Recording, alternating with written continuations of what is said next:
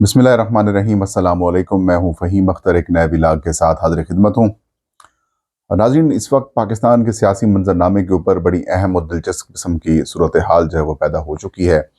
और आप कह सकते हैं कि मौलाना फजलुर रहमान ने अपना काम जो है वो मुकम्मल कर दिया है। अब इस्टेब्लिशमेंट और मुस्लिम लीग नून को शिकस्त देने के लिए जो वो सुनहरी मौका है वो इमरान खान और पाकिस्तान तहरीक इंसाफ की जो बाहर दस्तयाब लीडरशिप है उसके हाथ लग चुका है। तहरीक इंसाफ ने अब अपने अंदर से जो कुछ ताकतवर हलकों की, आप उसे कह सकते हैं कि उनकी इमा के ऊपर जो इस वक्त किरदार अदा कर रहे हैं, उनसे बचना है और इमरान खान को अब तक होने वाली तमाम तर जो डेवलपमेंट्स हैं उनसे आगाह करना है। नए चीफ जस्टिस ऑफ पाकिस्तान को तैनात करने के हवाले से जो तरीक़ाकार तब्दील किया जा रहा है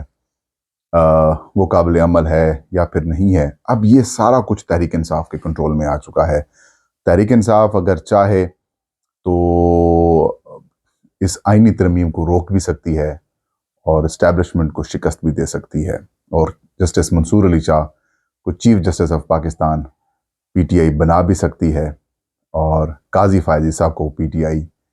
मुसल्लत पर करा भी सकती है। तो एक डिसाइसिव किस्म का वक्त जो है तहरीक इंसाफ के लिए आ चुका है। अब देखते हैं कि तहरीक इंसाफ इस सारी सूरत हाल से किस तरह से नबर्द आजमा होती है। मौलाना फजलुर रहमान की रिहाइश गाह कई दिनों से आप इसे कह सकते हैं कि पिछले के एक महीना या सवा महीना जो है वो, इस सवा एक महीने में मौलाना फजलुर रहमान का जो किरदार है बतौर सियासतदान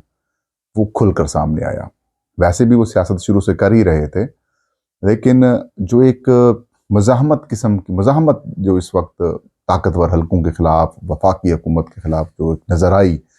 वो हमने मौलाना फजलुर रहमान की सियासत में देखी। और पहली दफ़ा हमने देखा कि पाकिस्तान तहरीक इंसाफ के जो वर्कर्स हैं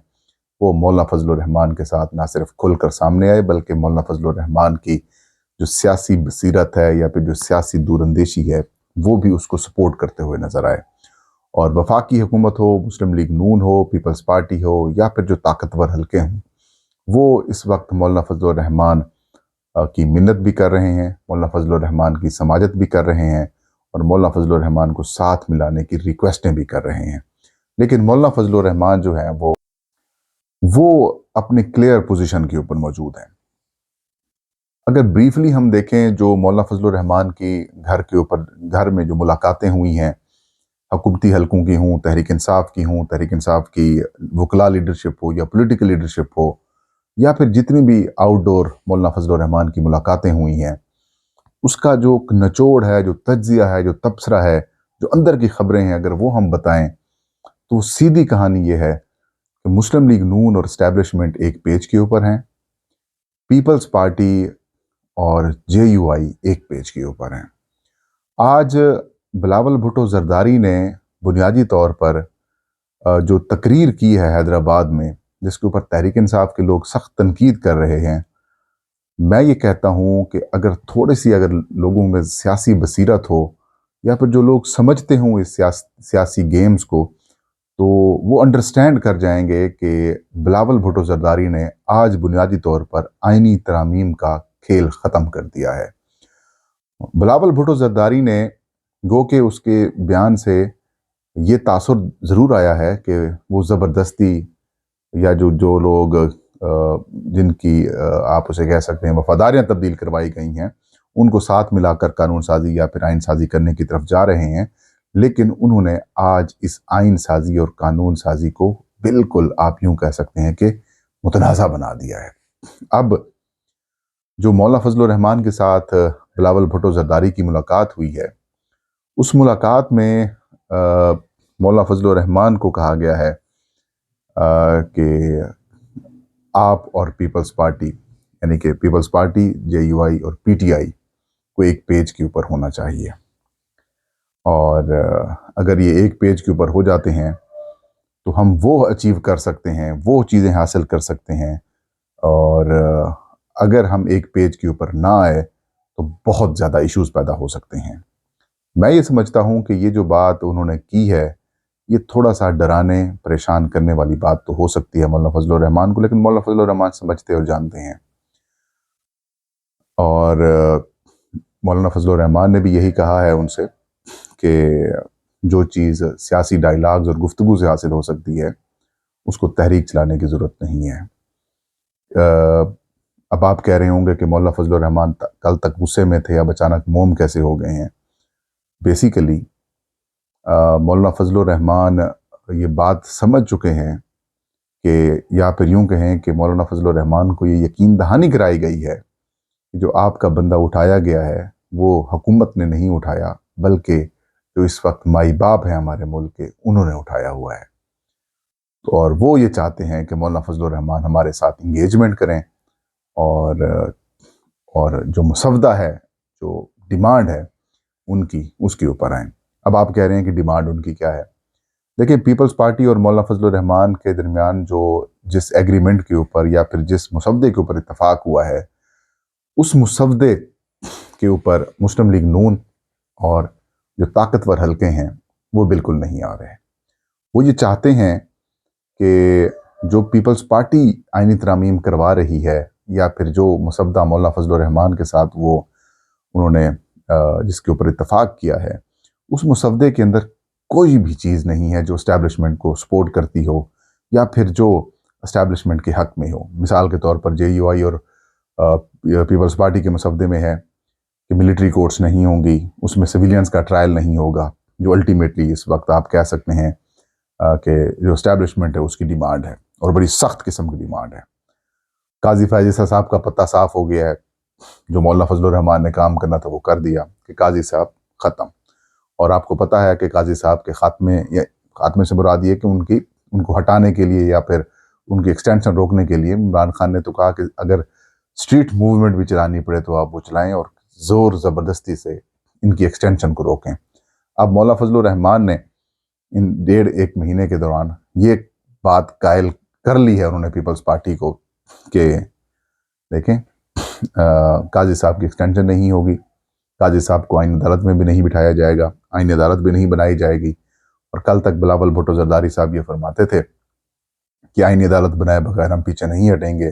قائد اعظم کا خواب تھا، میری ماں کا خواب تھا، یہ تھا وہ تھا۔ اب وہ سپریم کورٹ آف پاکستان کی بینچ تک آ گئے ہیں۔ پھر جو چیز حاصل کی گئی وہ یہ کہ ہائی کورٹ کے اختیارات میں کمی نہیں ہوگی، وہ برقرار ہے، سپریم کورٹ کے اختیارات برقرار رہیں گے، سپریم کورٹ برقرار رہے گی، آئین عدالت نہیں بنے گی، 65 سال کی عمر سے زیادہ لوگ نہیں جائیں گے، اور سب سے اہم بات قاضی فائز کے جانے کی ہے۔ جو اس وقت جو مین باٹم لائن ہے وہ یہی 4-5-7 چیزیں تھیں۔ انسانی حقوق، بنیادی انسانی حقوق کے اوپر کوئی قدغن نہیں لگائی جائے گی، اور آرٹیکل 8 کے اندر کوئی ترمیم نہیں کی جائے گی۔ مطلب اس قسم کی جو چیزیں تھیں جس کو آپ سمجھ سکتے ہیں کہ اگلے آنے والے دنوں میں ایک بڑی مسائل کی وجہ بن سکتی تھی، تو ان چیزوں کو مولانا فضل الرحمان نے مسودے سے ہٹوا دیا ہے۔ اب جو سب سے بڑا معاملہ بنا ہوا ہے وہ یہ ہے، جو کہ پی ٹی آئی کے کنسرنز ہیں۔ میں یہ سمجھتا ہوں کہ پی ٹی آئی کی جو وکلا لیڈرشپ ہے، جنہوں نے مولانا فضل الرحمان کے ساتھ بیٹھ کر ساری گفتگو کی، ڈرافٹ دیکھا، ڈرافٹ کے اوپر اعتراضات لگائے، اب معاملہ یہ ہے کہ مولانا فضل الرحمان اور پیپلز پارٹی اس بات کے اوپر ایگری ہیں۔ تحریک انصاف کی جو وکلا لیڈرشپ ہے، جو لیگل ٹیم تحریک انصاف کی آئی تھی، جس نے یہ دونوں جو پیپلز پارٹی اور مسلم JUI کے درمیان مسودے کے اوپر اتفاق ہوا ہے، اس کو سٹڈی کیا ہے، کامران مرتضیٰ اس کے ساتھ شامل تھے۔ اس مسودے میں انہوں نے پینل جو جائے گا چیف جسٹس کی تعیناتی کے لیے، اس کے اوپر اعتراض بالکل نہیں کیا تحریک انصاف کی لیڈرشپ نے۔ اب مولانا فضل الرحمان نے کہا کہ آپ یہ مسودہ پڑھیں، جن چیزوں کے اوپر آپ کو اتفاق نہیں ہوتا وہ ہمیں بتائیں، اور پھر ہم اس کو تبدیل کرانے کی کوشش کریں گے، یا پھر ان کے ساتھ نیگوشیٹ کریں گے، تاکہ مثال کے طور پر آپ جسٹس منصور علی شاہ کو جو سینئر موسٹ چیف جسٹس بنیں گے جج، اگر وہ آپ کو اعتراض ہے کہ پینل نہ ہو بلکہ سینئر موسٹ رہے تو آپ یہ بات کریں۔ لیکن انہوں نے نہیں کی۔ انہوں نے کہا کہ جو مسودے کے اوپر لکھا، جو آپ نے کہا ہے وہ بالکل ٹھیک ہے۔ اب وقت گزر گیا، پھر جوڈیشل کمیشن آف پاکستان کی تشکیل ہو یا پھر آئینی عدالت کی تشکیل کے حوالے سے جو کمیٹی بنائی جاتی ہے، جو آئینی عدالت کی تشکیل کے حوالے سے جو اختیارات جو ڈھانچہ ہے، اس کے اوپر بھی کہا کہ ٹھیک ہے۔ بعد میں جب یہ مسودہ یہ چیزیں حکومت کے ساتھ یا پیپلز پارٹی کے ساتھ شیئر کر دی گئیں، تب تحریک انصاف کی وکلاء لیڈرشپ جو ہے ان کو خیال آتا ہے اور یہ کہتے ہیں کہ مولانا صاحب اس کے اوپر بھی اعتراض ہے اور اس کے اوپر بھی اعتراض ہے، اس کے اوپر بھی اعتراض ہے، یہ نہیں ہونا چاہیے، یہ نہیں ہونا چاہیے۔ اب جب چیز آگے چلی گئی ہے تو مولانا کو ڈاج کرنے والی بات ہے، اور یہ ڈاج کیوں کیا جا رہا ہے؟ میرے ذرائع ہیں وہ یہ بتاتے ہیں کہ اسٹیبلشمنٹ کی پہلے دن سے یہ کوشش تھی کہ جے یو آئی اور پیپلز پارٹی نے جو اتفاق کیا ہے مسودے کے اوپر یا پھر جن ترامیم کے اوپر اتفاق کیا ہے، اس اتفاق رائے کو ختم کرنا ہے۔ نواز شریف کا پہلے استعمال کیا گیا، شہباز شریف کا پہلے استعمال کیا گیا، اور جاتی عمرہ میں اس بات کے اوپر ضد ڈال دی گئی کہ آئینی عدالت پہلے لے کے آئیں، آئینی عدالت نہیں لے کے آتے تو پھر کم از کم ملٹری کورٹ کے اندر جو ہے وہ سویلینز کا ٹرائل ہونا چاہیے۔ مولانا فضل الرحمان نے ان دونوں شرطوں سے انکار کر دیا۔ پھر جب پیپلز پارٹی کے ساتھ بات چیت آج فائنل ہوئی، بلاول بھٹو زرداری ملے پی ٹی آئی کی لیڈرشپ سے یا مولانا فضل الرحمان سے بھی ملے، اور اس کے بعد عمران خان سے ملاقات کی بات طے ہو گئی، تو حکومت کو اطلاع ملی کہ پیپلز پارٹی اور جے یو آئی اور پاکستان تحریک انصاف ایک مسودے کے اوپر متفق ہونے جا رہے ہیں۔ جب یہ بات سامنے آئی تو آپ کو پتہ ہے کہ طاقتور سپر پاور جو پاکستان کی ہیں وہ شخصیت آج ایوان صدر میں بھی تھیں، وزیر اعظم ہاؤس میں بھی تھیں، پھر اس کے بعد وفاقی کابینہ کا خصوصی اجلاس ایمرجنسی میں کال کر لیا گیا، پھر آصف علی زرداری نے سٹینڈ لیا، یا یوں کہیں کہ انہوں نے کہا کہ نہیں، ہم مولانا کے ساتھ کمٹمنٹ کر چکے ہیں تو پہلے ان کو دیکھنے دیں۔ تو پھر مولانا فضل الرحمان کے ساتھ دوبارہ رابطہ کیا گیا، اسحاق ڈار آئے، نوید قمر آئے، کچھ معاملات کے اوپر گفتگو ہوئی، اور پھر تحریک انصاف کے لوگ بھی وہاں پر موجود تھے۔ تو اس میٹنگ میں جو حامد خان صاحب ہیں وہ کہتے ہیں کہ پینل نہیں ہونا چاہیے، سینئر موسٹ ہونے چاہیے، اور جو آئینی عدالت یا آئینی بینچ ہے اس کی جو تشکیل کے حوالے سے طریقہ کار رکھا جا رہا ہے اس کو تبدیل ہونا چاہیے۔ مولانا فضل الرحمان نے کہا کہ ہم اس کے اوپر بلاول کے سامنے بات کی، ہم اس کے اوپر بھی بات مان لیتے ہیں، لیکن مین وائل آپ عمران خان صاحب کے ساتھ ملاقات کریں اور ان کا جو موقف ہے وہ ہمارے پاس لے کے آئیں، اور اس کے بعد پھر ہم ڈیسائیڈ کریں گے کہ کیا کرنا ہے۔ اب یہ بات تو طے ہے کہ ملٹری کورٹس کے علاوہ، ملٹری کورٹس میں سویلینز کے ٹرائل کے علاوہ، یعنی کہ ملٹری کورٹس میں عمران خان صاحب کے ٹرائل کے علاوہ اسٹیبلشمنٹ کو کوئی اور بات قبول نہیں ہے۔ مسودے میں اگر ملٹری کورٹس والی بات شامل نہیں ہوگی تو وہ مسودہ کبھی منظور نہیں ہو سکے گا۔ یہ بات یہ آپ سمجھ لیں، لکھ لیں، اور یہی وجہ ہے کہ پیپلز پارٹی اور جے یو آئی کے مسودے میں ملٹری کورٹ شامل نہیں ہیں، اور دونوں جماعتیں اس بات کے اوپر قائل ہیں کہ ہم کسی طور پر ملٹری کورٹس کو تسلیم نہیں کریں گی۔ اب تحریک انصاف اگر اس موقع کے اوپر علی امین خان گنڈا پور کی بات مان کر، کیونکہ اب جو کوشش کی جا رہی ہے پہلے نون لیگ کے ذریعے کروائی گئی، پھر بندہ اٹھا کر پھر اتفاق ختم کرنے کی کوششیں کی گئیں، اب جب پی ٹی آئی مان گئی تھی بات، اچانک علی امین خان گنڈا پور گروپ ایکٹیو ہوتا ہے، وہ رابطے کرتے ہیں، اور وہ یہ کہہ رہے ہیں کہ آج کی ایک میٹنگ کے اندر یہ بات بتائی بھی گئی کہ وزیر اعلیٰ خیبر پختونخوا کی طرف سے یہ کہا جا رہا ہے کہ حکومت کے پاس نمبر پورے نہیں ہیں اور یہ بلف کر رہے ہیں اور آپ کو پھنسا رہے ہیں۔ لیکن میں یہ آپ کو پھر بتا رہا ہوں کہ حکومت کے پاس نمبر پورے کرنے کا پلان مکمل طور پر موجود ہے۔ الیکشن کمیشن سے یہ قومی اسمبلی کی سیٹیں پوری کروا لیں گے، اور سینٹ میں انہوں نے بندے جو ہیں وہ پہلے سے ہی مینج کیے ہوئے ہیں۔ اب اس راہ میں سب سے بڑی رکاوٹ جو ہے وہ پاکستان پیپلز پارٹی بنی ہوئی ہے۔